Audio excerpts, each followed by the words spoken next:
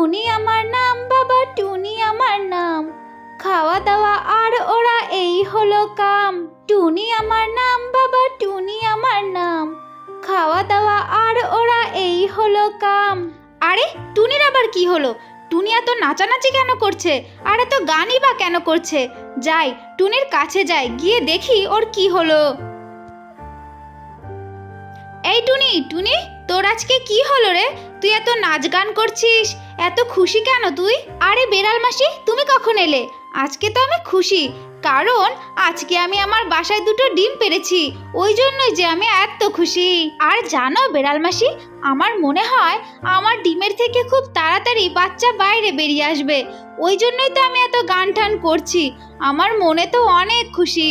আচ্ছা আচ্ছা টুনি, তাহলে এমন ব্যাপার, ঠিক আছে তাহলে আমি এখন আসি। তোর যখন ডিমের থেকে বাচ্চা বাইরে বেরিয়ে আসবে তখন না হয় আমি আবার আসবো তোর বাচ্চাগুলোকে দেখার জন্যে। আচ্ছা ঠিক আছে বিড়াল মাসি, তুমি এখন আসো, আমার বাচ্চা হলে কিন্তু তুমি অবশ্যই দেখতে এসো, কেমন? এরপরে বেড়াল সেইখান থেকে চলে যায়। আরে বুদ্ধু টুনি, তোর ডিমের থেকে যখন বাচ্চা বাইরে বেরিয়ে আসবে তখন তো সেই বাচ্চাগুলো আমার পেটেই যাবে। এই কথা বলে বেড়াল তার বাড়িতে ফিরে যায়। আর এইভাবেই বেশ কিছুদিন কেটে যায়। আর টুনি পাখির ডিমের মধ্যে থেকে ছোট্ট ছোট্ট 2টো বাচ্চা বাইরে বেরিয়ে আসে। টুনি পাখি তার বাচ্চা দুটোকে দেখে বড্ড খুশি হয়ে যায়। এরপরে খুশি হয়ে তার বাচ্চাদেরকে বলতে থাকে, আরে আমার ছোট্ট বাচ্চারা, আমার সোনা বাচ্চারা, তোমরা আজকে এসেছো, তোমাদের দুজনকে আমি বড্ড ভালোবাসি। তোমাদের দেখে যে আমার প্রাণটা জুড়িয়ে যাচ্ছে। তোমরা কি জানো, তোমরা ছাড়া আমার আর কেউ নেই। তোমরা এসেছো, আমি বড্ড খুশি হয়েছি। অন্যদিকে বেড়াল একা একাই বলতে থাকে, আরে অনেক দিন তো হলো, আমার মনে হয় টুনি পাখির ডিমের মধ্যে থেকে নিশ্চয়ই বাচ্চা বাইরে বেরিয়ে এসেছে। না, তাও একবার যাই, টুনির কাছ থেকে ঘুরে আসি, একবার দেখেই আসি নিজে চোখে বাচ্চা আসলো কি না। এই কথা বলে ওই বেড়ালটা টুনি পাখির কাছে চলে যায় আর গিয়ে বলে, আরে টুনি, ও টুনি, তোমার ডিমের মধ্যে থেকে কি বাচ্চা বাইরে বেরিয়ে আসলো? আরে হ্যাঁ গো বিড়াল মাসি, আমার ডিমের মধ্যে থেকে যে বাচ্চা আজই বাইরে বেরিয়ে আসলো। তুমি ভালো দিনেই এসেছো, এই দেখো আমার বাচ্চারা কত কিউট। হ্যাঁ, আমি যা ভেবেছিলাম তাই হয়েছে, টুনির বাচ্চারা বাইরে বেরিয়ে এসেছে।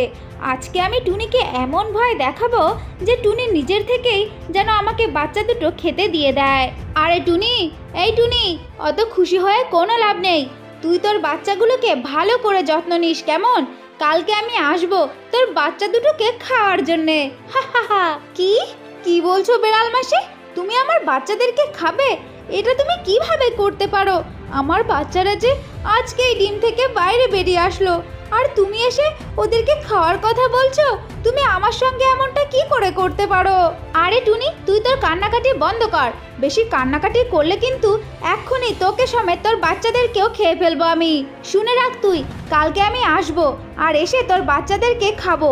আর তুই যদি বেশি চালাকি করিস তাহলে কিন্তু তোকে আমি ভালোই দেখে নেব, বলে দিলাম। না না বিড়াল মাসি, তুমি এমনটা করো না, এমনটা করো না তুমি। চুপ কর টুনি, চুপ কর, বেশি কান্নাকাটি করিস না। আমি যেমনটা বলেছি আমি ঠিক তেমনটাই করব। এখন আমি যাচ্ছি, কালকে আমি অবশ্যই আসবো আর এসে তোর বাচ্চা দুটোকে খেয়ে নেব। এই কথা বলে বেড়ালটা সেইখান থেকে চলে যায়। আমার ছোট্ট বন্ধুরা, পরের পর্ব দেখতে চাইলে অবশ্যই চ্যানেলটাকে সাবস্ক্রাইব করে ভিডিওটাকে লাইক করে দিও আর কমেন্টে লিখে দিও পার্ট 2।